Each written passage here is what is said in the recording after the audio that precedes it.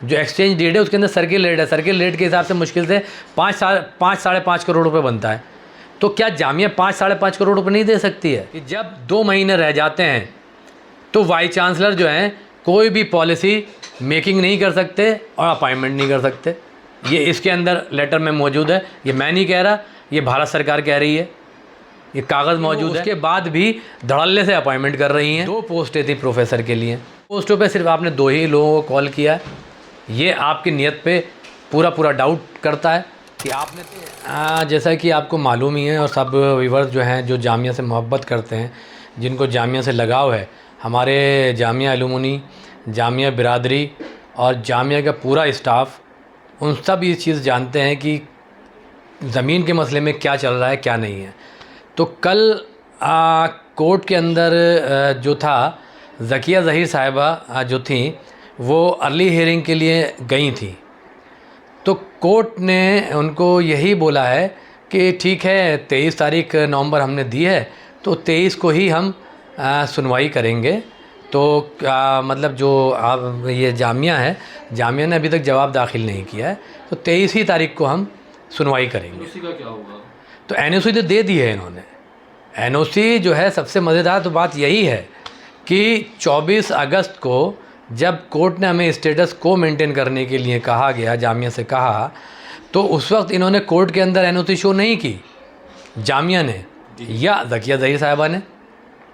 तो 21 तारीख की डेट से एनओसी है, ये देखिए, ये एनओसी जो है 21 तारीख की डेट से है और 24 अगस्त जो थी वो डेट थी।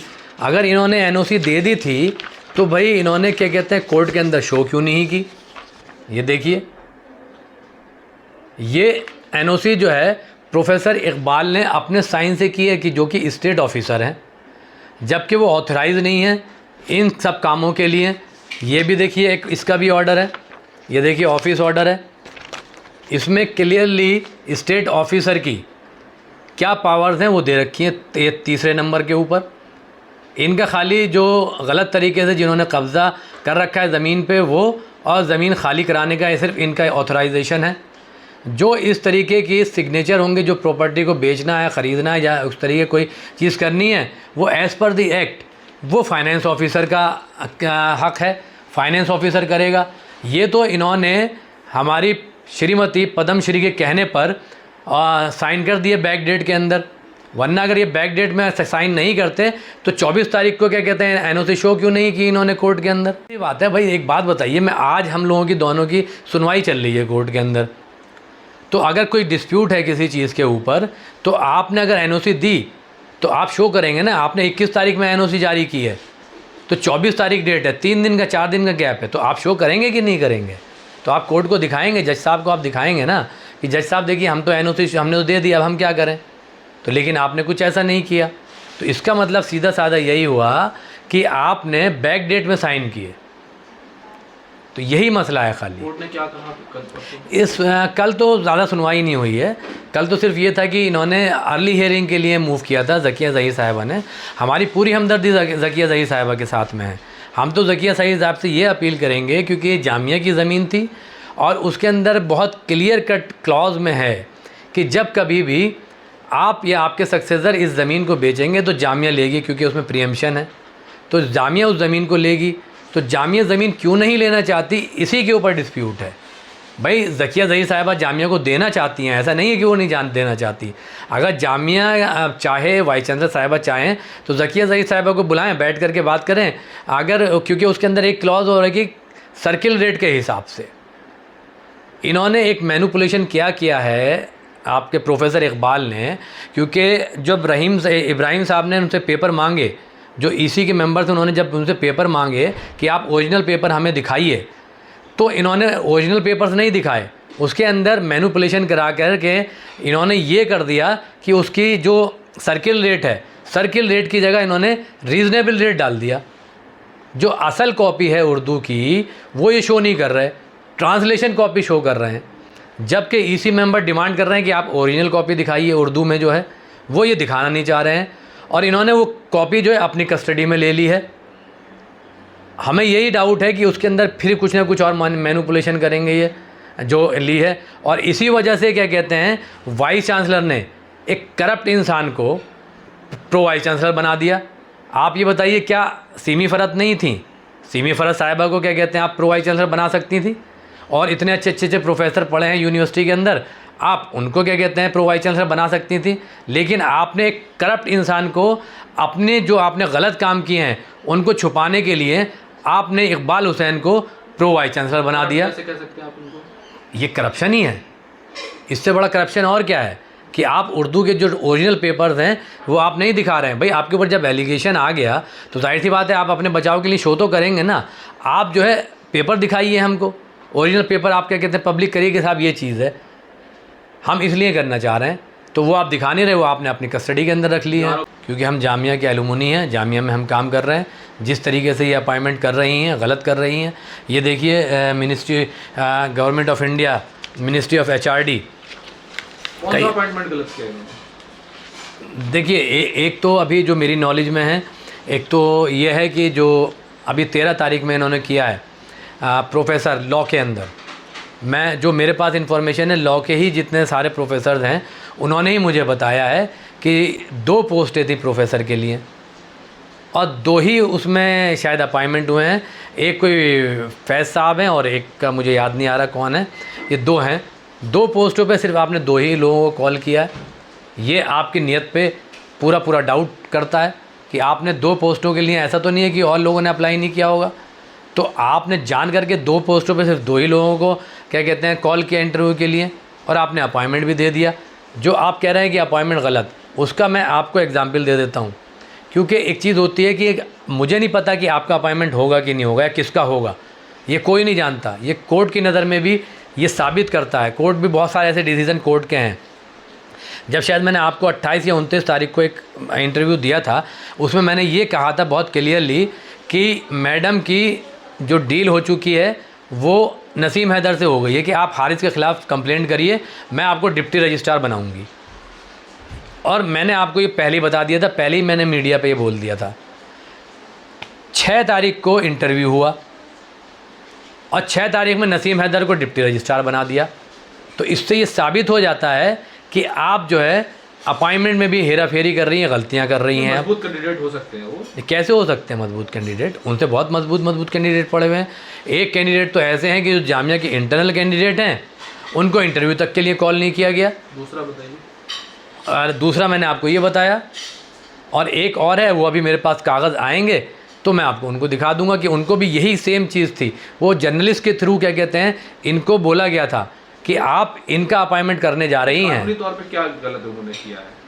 भाई एक बात बताइए कि अगर मेरा अपॉइंटमेंट होना है, आपको कैसे पता चलेगा कि हारिस का अपॉइंटमेंट होना है? क्योंकि 10 कैंडिडेट मौजूद हैं वहाँ पे। अब आप मेरे ऊपर एलिगेशन लगा दें, आप 100% श्योरिटी के साथ ये कहें कि आप हारिस का ही करेंगी। आप कह रहे हैं कि वो अपॉइंटमेंट कर ही नहीं सकती? हाँ बिल्कुल, ये देखिए गवर्नमेंट के ऑर्डर हैं MHRD के, हायर एजुकेशन के।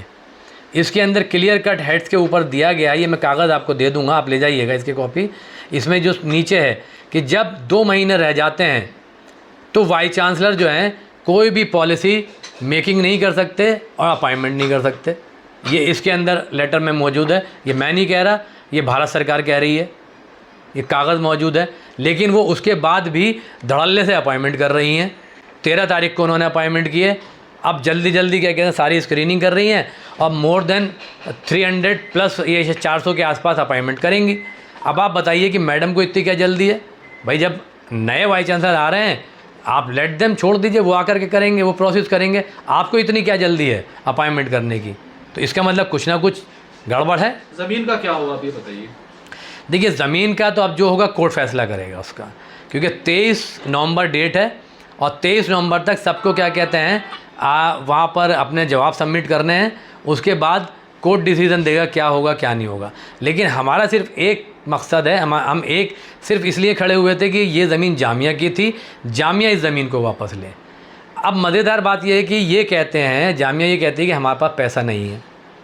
तो 400 तकरीबन जो मुझे पता चला है 435 करोड़ रुपए ये लोग मैडम जो है लोन लेकर के आई हैं डेवलपमेंट के लिए। तो क्या आप जो है उसके अंदर सर्किल रेट है, जो एक्सचेंज डेट है उसके अंदर सर्किल रेट है, सर्किल रेट के हिसाब से मुश्किल से 5-5.5 करोड़ रुपए बनता है। तो क्या जामिया 5-5.5 करोड़ रुपए नहीं दे सकती है? जबकि आप 435 करोड़ रुपए लेकर के आ रही हैं डेवलपमेंट के लिए, और आपने जल्दी जल्दी में टेंडर भी कर दिए और काम भी शुरू करा दिया। अब ये बताएं हमें श्रीमती पद्मश्री मैडम कि ये जो आपने इतनी जल्दी जल्दी में आनन फानन में सारे काम आपने टेंडरिंग कर दी, और जो बेचारे नए वाइस चांसलर आएंगे, आप तो लोन लेकर चली जाएंगी, जो नए वाइस चांसलर आएंगे वो इस लोन का रीपेमेंट कहाँ से करेंगे? क्योंकि पैसे आपको भी पता है, आप ही कहती हैं, हम नहीं कहते, आप ही कहती हैं कि सरकार पैसे नहीं दे रही है। तो अब ये बताइए कि जब सरकार पैसे नहीं दे रही तो बेचारे जो नया वाइस चांसलर आ रहे हैं, तो वो इस जो लोन आप लेकर के आपने सारा उसका तिया पाँचा कर दिया, तो वो नए वाइस चांसलर लोन की रीपेमेंट कहाँ से करेंगे? इस चीज़ का मैडम जवाब दें। तो इसलिए लगा रहे हैं आप क्योंकि आपको सस्पेंड कर दिया गया इस मामले में? नहीं, देखिए सस्पेंशन तो इन्होंने मेरे साथ खेल खेला है। सस्पेंशन इन्होंने दूसरे केस में मुझे किया है, तो इस केस में तो मुझे सस्पेंड कर नहीं सकते थे ये। तो भाई जो सस्पेंड किया इन्होंने, हमने जो है बच्चे आए थे हमारे पास कि मैं टीचर हूँ, तो भाई मेरे पास स्कूल स्टूडेंट्स आए कि सर हम टर्की में जो इतना बड़ा ज़लज़ला आया है, हम वहाँ के मुतासरीन के लिए क्या कहते हैं कुछ इमदाद करना चाहते हैं। मामला है तो बहुत। हाँ, ये पुराना मामला है।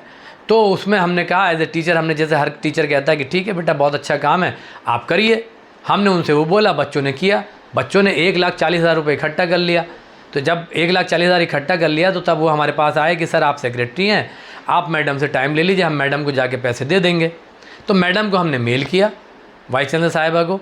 हाँ, उसमें हम इतना ज़रूर लिखना भूल गए कि मैं as a Jamia teacher association secretary मैं आपको कर रहा हूँ।